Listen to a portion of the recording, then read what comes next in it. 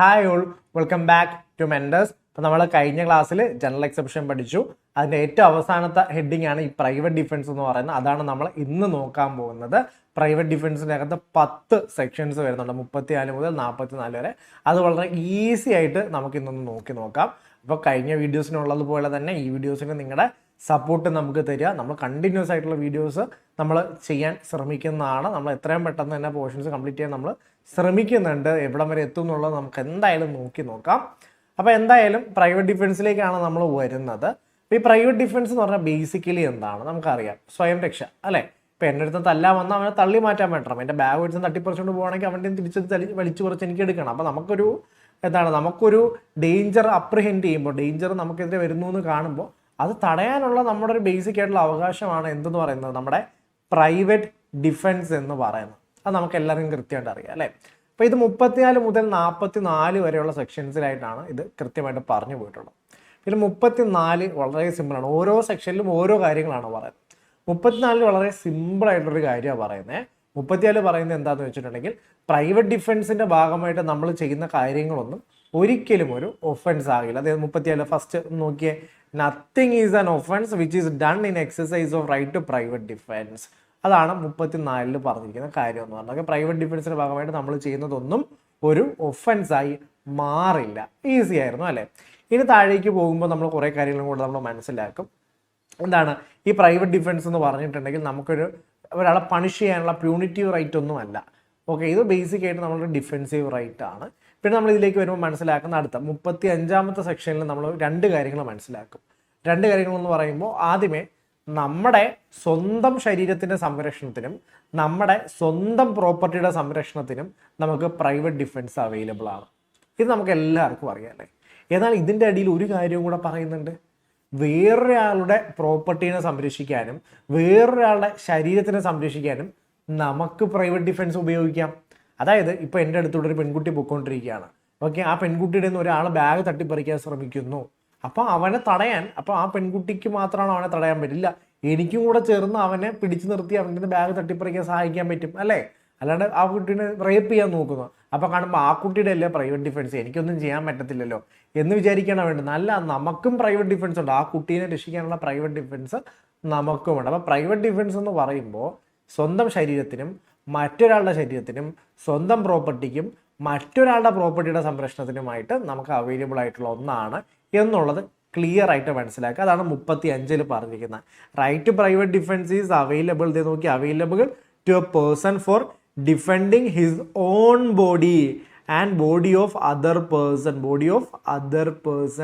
അടുത്ത് പറയുന്നത് right to private defence എന്താണ്, സ്വന്തം property, own property and property of other person. ഇത്തരം കാര്യങ്ങളാണ് ആ 35 നമുക്ക് കൃത്യമായിട്ട് കിട്ടുന്നതെന്ന് പറയുന്നത്.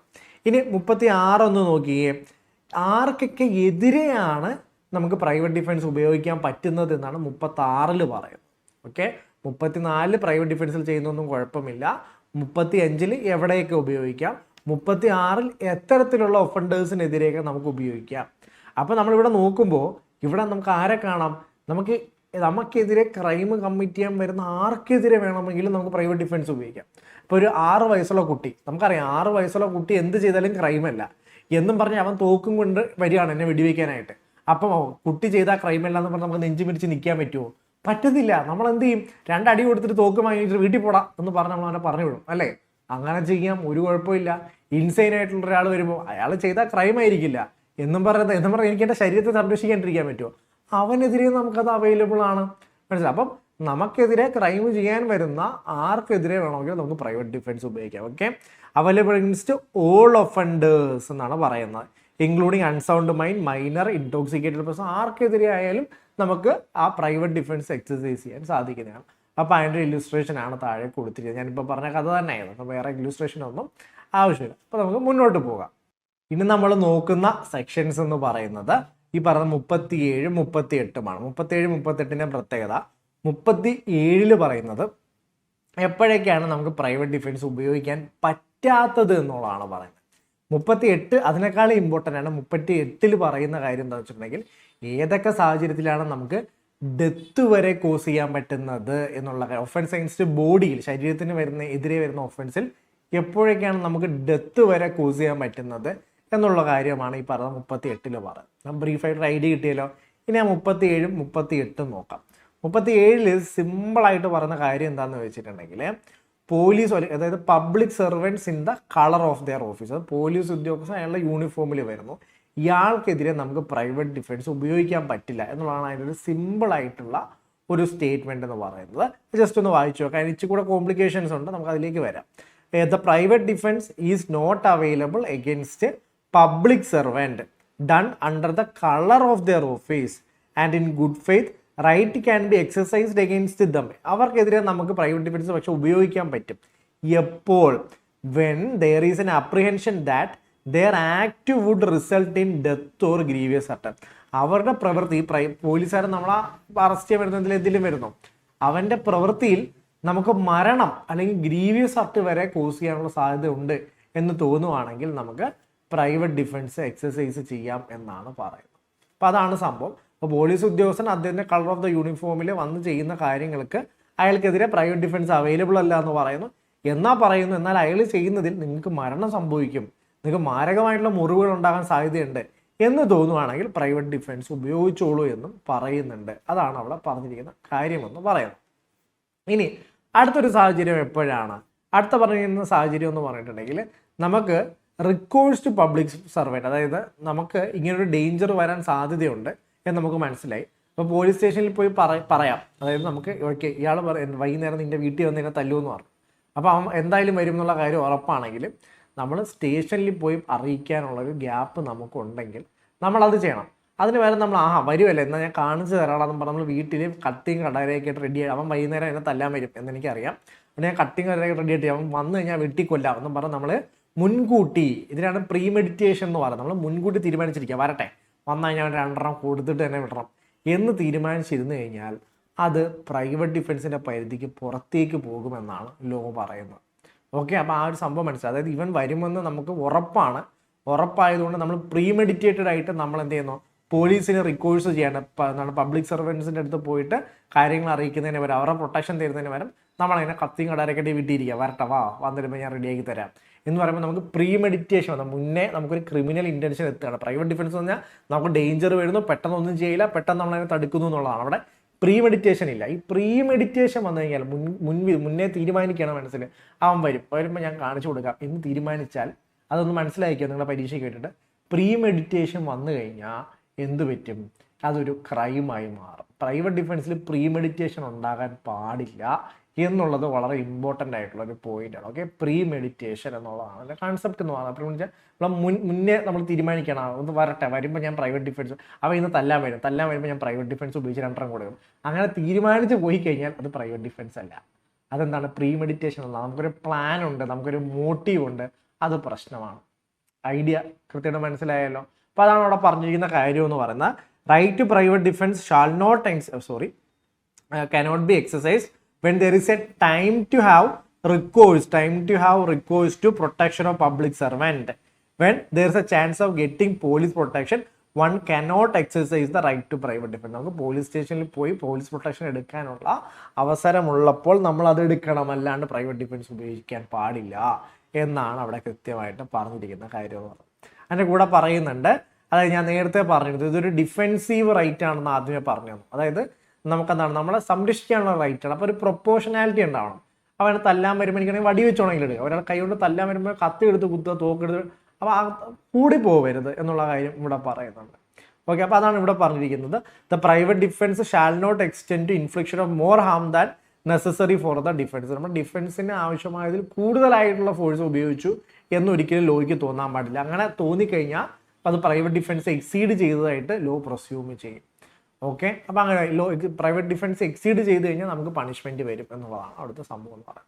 അപ്പോൾ ഈ ഒരു കൺസെപ്റ്റ് ക്ലിയർ ആവണം. ഏതൊക്കെ സാഹചര്യത്തിലാണ് പ്രൈവറ്റ് ഡിഫൻസ് അവൈലബിൾ ആണ്?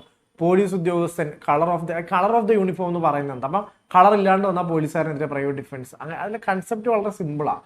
അതായത് കളർ ഇട്ടുകൊണ്ട് വരുന്ന പോലീസ് ഉദ്യോഗസ്ഥൻ he's doing and his official duty എന്ന് നമുക്ക് മനസ്സിലാക്കാൻ എളുപ്പം സാധിക്കും.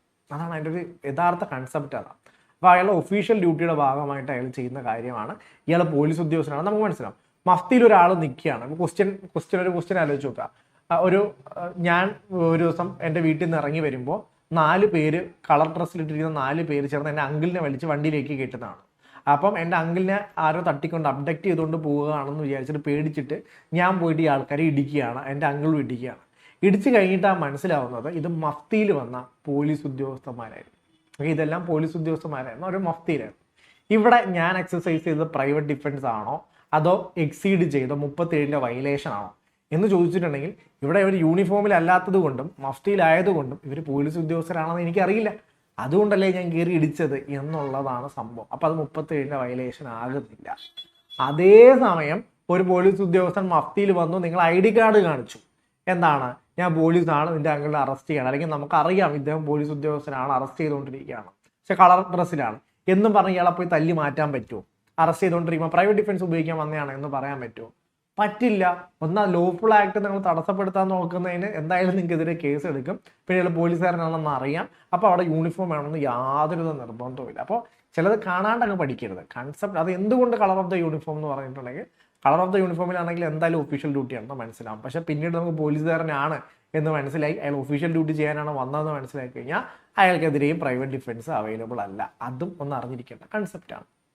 പിന്നെ വന്നിട്ടുള്ള രണ്ടാമത്തെ കൺസെപ്റ്റ് ഞാൻ പറഞ്ഞത് എന്താണ്, നമുക്ക് ഈ പറയുന്ന പോലെ പബ്ലിക് സർവീൻ്റെ അടുത്ത് പോയിട്ട് പ്രൊട്ടക്ഷൻ നേടാൻ സമയമുണ്ടെങ്കിൽ അത് ചെയ്യണം. അല്ലാണ്ട് പ്രീ മെഡിറ്റേറ്റ് ചെയ്തിട്ട് അവൻ വരട്ടെ രണ്ടര കൊടുക്കാമെന്ന് പറഞ്ഞ് കാത്തിരുന്ന് കഴിഞ്ഞാൽ വയലേഷനാണ്. അതെന്തായാലും പ്രൈവറ്റ് ഡിഫൻസിനെ വയലേറ്റ് ചെയ്തു. നമ്മൾ പോലീസുകാരനെ അറിയിച്ചു, അതിനുശേഷം വീട്ടിൽ കത്തിയും വടിവാളും ഒക്കെ ആയിട്ട് റെഡിയായിട്ട് കാത്തിരുന്നു എന്നുള്ളതാണ് സിറ്റുവേഷൻ. ആണെങ്കിൽ ഒരു കുഴപ്പമില്ല, അങ്ങനെ കാത്തിരുന്ന് ചെയ്യണം. കാരണം പോലീസുകാരൻ പ്രൊട്ടക്ഷനായിട്ട് വരാത്തത് പോലീസുകാരുടെ തെറ്റാണ്. പക്ഷെ അതേസമയം എന്താണ്, പെട്ടെന്ന് വീട്ടിലോട്ട് കുറേ പേര് അറ്റാക്ക് ചെയ്യാൻ വരുന്ന സാഹചര്യമാണ്. അപ്പം വീട്ടിലെ വടിയും വാളും ഒക്കെ വരത്തെല്ലാം പോലെ അറ്റാക്ക് ചെയ്തതിന് കുഴപ്പമില്ല, നമുക്ക് വേറെ ഒന്നും ചെയ്യാൻ പറ്റത്തില്ല ആ സമയത്ത്. അപ്പം നമുക്ക് അറ്റാക്ക് ചെയ്യാം. അതാണ് സംഭവം. ഡിഫറെൻ്റ് ആയിട്ട് ഐഡൻറ്റിഫൈ ചെയ്തോണം എന്നുള്ളത് എനിക്ക് പറയാനുള്ളൂ. അപ്പം അത്രയൊക്കെ പറഞ്ഞു കഴിഞ്ഞാൽ 38ാമത്തെ സെക്ഷനിലോട്ട് പോകാം. 38ാമത്തെ സെക്ഷനിലാണ് ഏതൊക്കെ സാഹചര്യങ്ങളിൽ പ്രൈവറ്റ് ഡിഫൻസിൽ നമുക്ക് ഡെത്ത് വരെ കോസ് ചെയ്യാമെന്നുള്ളതാണ് അവിടെ കൃത്യമായിട്ട് പറഞ്ഞിരുന്ന കാര്യം എന്ന് പറയുന്നത്. ഇത് ആദ്യമേ തന്നെ നോക്കുകയാണ്. എന്താണ്, നമുക്ക് മരണം വരെ സംഭവിക്കാൻ സാധ്യതയുള്ളൊരു സാഹചര്യമാണെങ്കിൽ നമുക്കും മരണം കോസ് ചെയ്യാം. സിമ്പിൾ അല്ലേ? സിമ്പിളാണ്. നമുക്ക് മാരകമായിട്ടുള്ള മുറിവുണ്ടാകാൻ സാഹചര്യമാണെങ്കിൽ അവിടെയും നമുക്ക് ഡെത്ത് കോസ് ചെയ്യാം. അടുത്ത് നമ്മളെ എന്താ പറയുക, കമ്പ്യൂട്ടർ അടിക്കാൻ വരിക. നമ്മൾ മരിക്കുമെന്ന് നമുക്ക് ഉറപ്പൊന്നുമില്ല. ചിലപ്പോൾ മരിക്കേണ്ടിരിക്കും. പക്ഷെ എന്താണ്, ഗ്രീവിയസ് അട്ടാണ് വരുന്നത്. ചിലപ്പോൾ ചത്തുപോയാൽ നമ്മൾ ഗ്രീവിയസ് അട്ടൻ്റെ സാഹചര്യത്തിൽ നമുക്ക് തിരിച്ചുപയോഗിക്കുമ്പോൾ അവനെപ്പോലെ തന്നെ നമുക്ക് വടിവെച്ച് തിരിച്ചടിക്കാന്ന് വിചാരിക്കാൻ പറ്റുമോ? കിട്ടുന്നിടത്ത് ചിലപ്പോൾ തലക്കടിക്കും മരിച്ചു. അപ്പോൾ അതും പ്രൈവറ്റ് ഡിഫൻസിൻ്റെ അടിയിൽ നമുക്ക് കൊണ്ടുവരാവുന്ന ഒരു കാര്യമാണ്. അത് കഴിഞ്ഞ് അടുത്തായിട്ട് വരുന്ന ഹെഡിങ് എന്താണ് അവിടെ കൊടുത്തിരിക്കുന്നത്, നമ്മളെ റേപ്പ് ചെയ്യാൻ ശ്രമിക്കുകയാണ്.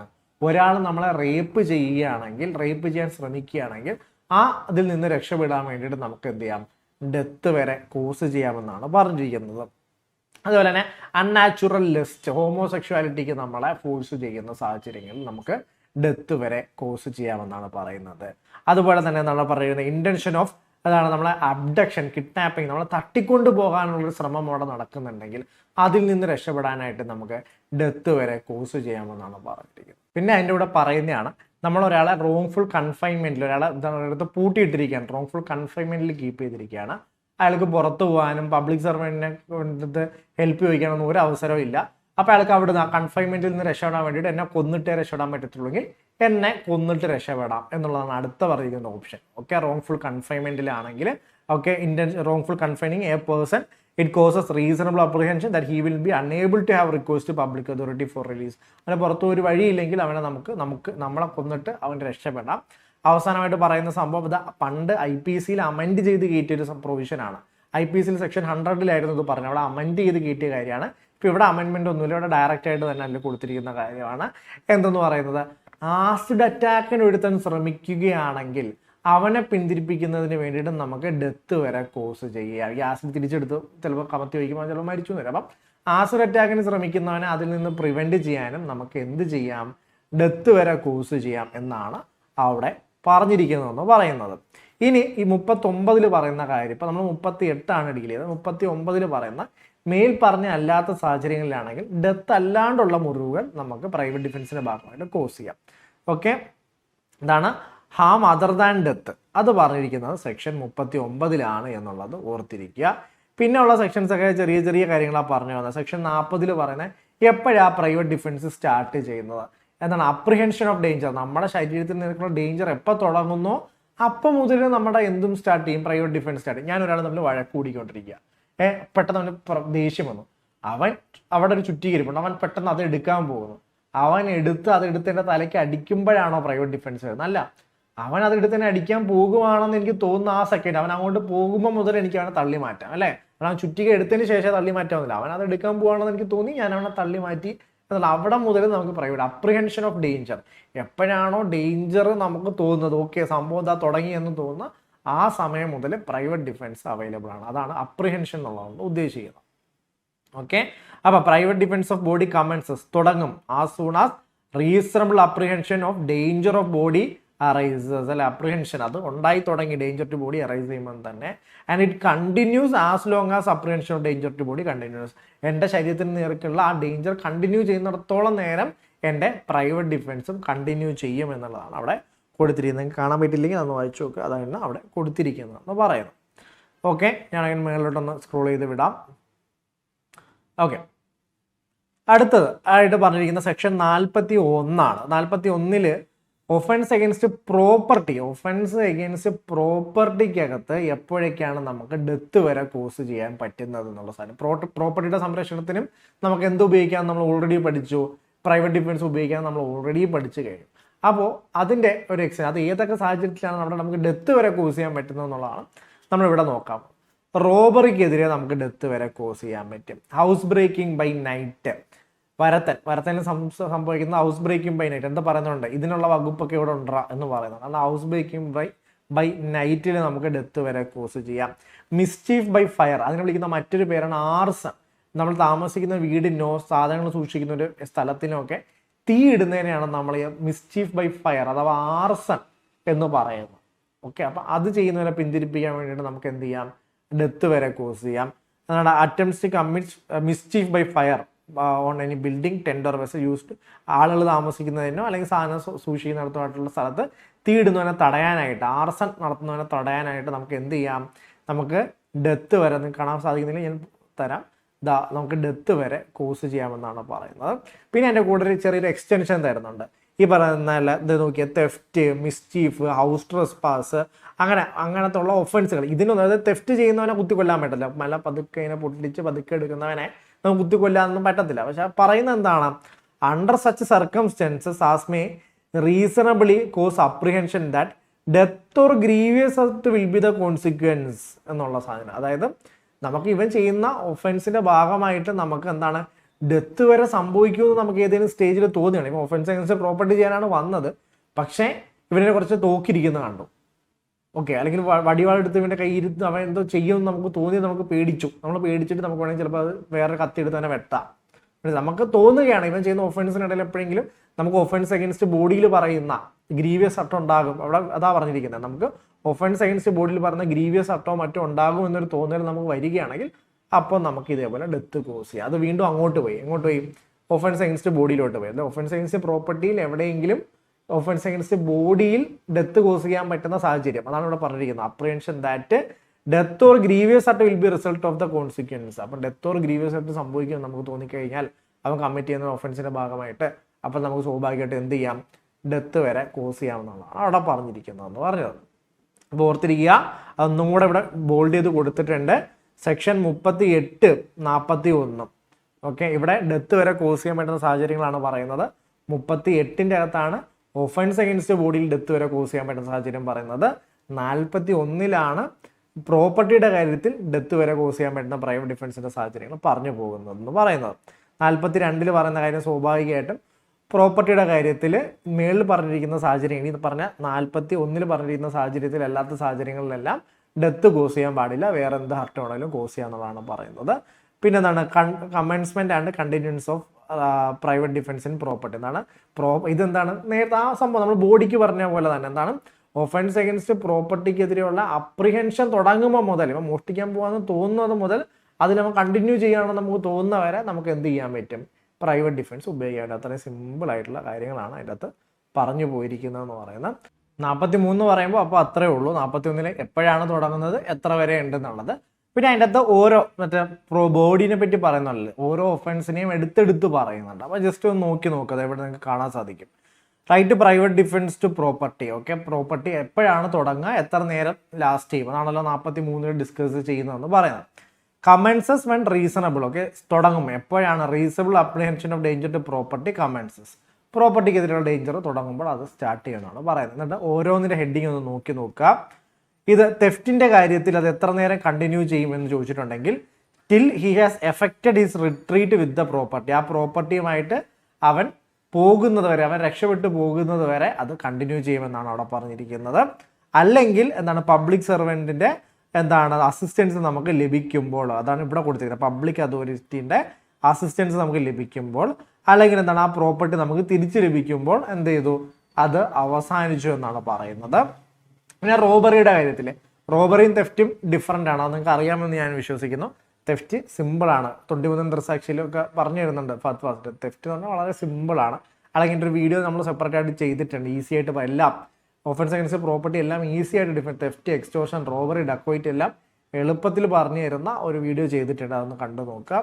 അപ്പോൾ എന്തായാലും റോബറിയാണ് കമ്മിറ്റ് ചെയ്യുന്നതെങ്കിൽ നമ്മുടെ ഡേഞ്ചർ ടു ബോഡി കണ്ടിന്യൂ ചെയ്യുന്നിടത്തോളം ഇവിടെ പറഞ്ഞിരിക്കുന്നത് അങ്ങനെയാണ്. Okay, against robbery continuous as long as the offender causes, അയാൾ കോസ് ചെയ്യുന്നു അല്ലെങ്കിൽ അറ്റംപ്റ്റ് ചെയ്യുന്നു അല്ലെങ്കിൽ causes any person death, hurt, wrongful restrain as long as the fear of instant death or instant hurt or instant person restrain continuous. ഇത്തരത്തിലുള്ള നമ്മുടെ ശരീരത്തിന് നിരക്കുള്ള dangers continue ചെയ്യുന്നിടത്തോളം നേരം അത് കണ്ടിന്യൂ ചെയ്തുകൊണ്ടേയിരിക്കുമെന്നാണ് പറയുന്നത്.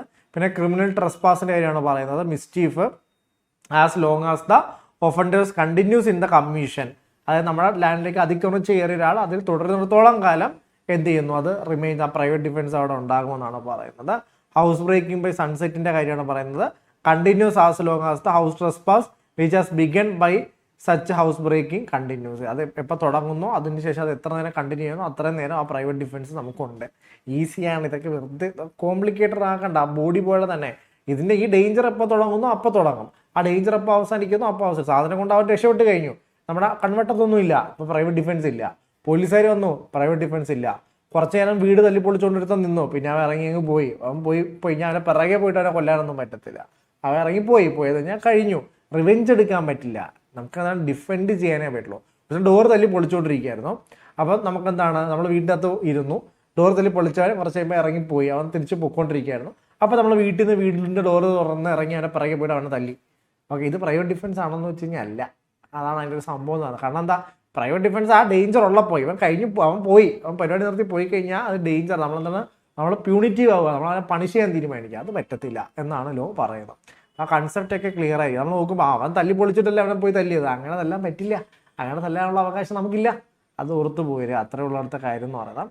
പിന്നെ 44 അത്ര കോംപ്ലിക്കേറ്റഡ് ഒന്നുമല്ല, ചിലർ കോംപ്ലിക്കേറ്റഡ് ആണ് എന്ന് ചിലരൊക്കെ ഇങ്ങനെ പറഞ്ഞു കേട്ടിട്ടുണ്ട്. Right of private defence against deadly assault when there is a risk of harm to innocent person. അതായത് നമുക്കൊരു ഡെഡ്ലി അസോൾട്ട്, നമുക്ക് അതിൻ്റെ ഒരു കൊലപാതക ശ്രമം നടന്നുകൊണ്ടിരിക്കുക, അപ്പോൾ അതിൽ നിന്ന് രക്ഷപ്പെടാനായിട്ട് നമ്മൾ എന്തെങ്കിലും പ്രവൃത്തി ചെയ്യുമ്പോൾ ചിലപ്പോൾ ഇന്നസെന്റ് ആൾക്ക് ഡേഞ്ചർ ഉണ്ടാകാൻ സാധ്യതയുണ്ട് എന്നുണ്ടെങ്കിൽ പോലും നമുക്ക് റിക്കോർഡ് ആയിട്ടുള്ള പ്രൈവറ്റ് ഡിഫൻസ് ഉപയോഗിച്ച് നമുക്ക് രക്ഷപ്പെടാം, കുഴപ്പമില്ല എന്നാണ് പറയുന്നത്. ഫോർ എക്സാമ്പിൾ, ഒരു കൂട്ടം ആളുകൾ എന്നെ ഇങ്ങോട്ട് അറ്റാക്ക് ചെയ്യാൻ വരികയാണ്, അപ്പോൾ എൻ്റെ ഒരു തറകിടന്നൊരു തോക്ക് കിട്ടി, അപ്പോൾ ഞാൻ എടുത്ത് റാൻഡമായിട്ട് കണ്ടുമുട്ടി വെടി, ഇത് ആ കൂട്ടത്തിൽ ഒരു 10 പേര് അതിനെ അറ്റാക്ക് ചെയ്യാൻ വരുന്നത്, പക്ഷെ ഇങ്ങനെ ഓടി വരിക, എൻ്റെ ഇടയിൽ കുറേ അല്ലാത്ത ആളുകൾ നിൽപ്പുണ്ട്, സാധാരണക്കാരോ അല്ലെങ്കിൽ അതിനിടെ അറ്റാക്ക് ചെയ്യാൻ വരുന്നതിൽ കുട്ടികൾ ആരോ നിൽപ്പുണ്ട്, വേറെ 1-2 സാധാരണക്കാരും നിൽപ്പുണ്ട്, പക്ഷെ കണ്ണും പൂട്ടി ഞാൻ വെടിവെക്കുകയാണ്, എനിക്ക് ഏതാണെന്നും അറിയത്തില്ല. അപ്പോൾ എന്നെ ഇവർ അറ്റാക്ക് ചെയ്ത് തടയാൻ വേണ്ടി കണ്ണും പൂട്ടി വെടിവെക്കേണ്ട വരും അല്ലേ. അങ്ങനെ കണ്ണും പൂട്ടി വെടിവെക്കുന്നത് ചിലപ്പോൾ ആരെങ്കിലും മരിച്ചു പോയിന്ന് വരും, എനിക്കൊന്നും ചെയ്യാൻ പറ്റില്ല. ചിലപ്പോൾ ഇന്നസെന്റ് പേഴ്സൺ ആയിരിക്കും വെടിയുണ്ടാവുക, വെടികൊള്ളുക, പക്ഷെ അതൊന്നും ചെയ്യാൻ പറ്റില്ല. കാരണം അതിന് രക്ഷപ്പെടാൻ വേണ്ടി കണ്ണും പൂട്ടി വെടിവെച്ചതാണ്, ഇവരെല്ലാം കൂടെ എന്നെ ഡെഡ്ലി എന്നെ കൊല്ലാൻ വേണ്ടി വരികയാണ്, ആ ഒരു ഡേഞ്ചറിൽ എടുത്ത് വെടിവെച്ചതാണ്. അപ്പോൾ അത് ഒരു വാലിഡ് ആയിട്ടുള്ള ഡിഫൻസ് ആയിട്ട് ഉപയോഗിക്കുക, അത്രേ ഉള്ളൂ, വളരെ സിമ്പിളാണ്. അപ്പോൾ നമുക്ക് നേരെ ഒരു ഡെഡ്ലി അസോൾട്ട് വരുമ്പോൾ അതിന് രക്ഷപ്പെടാൻ വേണ്ടി നമ്മളൊരു ഫോഴ്സ് ഉപയോഗിക്കും, അപ്പോൾ അതിൽ ചിലപ്പോൾ ഒരു ഇന്നസെന്റ് പേഴ്സൺ റിസ്ക് ഉണ്ടാകും, പക്ഷെ അത് ഒന്നും ചെയ്യാൻ പറ്റില്ല എന്നാണ് അവിടെ പറഞ്ഞിരിക്കുന്നത്. Right private defence against deadly assault when there is a risk to harm to innocent person. Risk ഉണ്ടാകും, ഒരു ഹാം ടു ഇന്നസെന്റ് പേഴ്സൺ, എന്നാലും റിക്കോർഡ് ആയിട്ടുള്ള പ്രൈവറ്റ് ഡിഫൻസ് ഉപയോഗിച്ചോ എന്നാണ് ലോ പറയുന്നത്. ഓക്കെ, ഇത്തരം കാര്യങ്ങളാണ് പ്രൈവറ്റ് ഡിഫൻസിൽ നമ്മൾ പഠിക്കുന്നത്. അപ്പോൾ നമുക്ക് അടുത്തൊരു സെഷനിൽ ഉടനെ തന്നെ കാണാം. അടുപ്പിച്ച് വീഡിയോസ് ചെയ്യാൻ മാക്സിമം നമ്മൾ ശ്രമിക്കുന്നതായിരിക്കും. Thank you.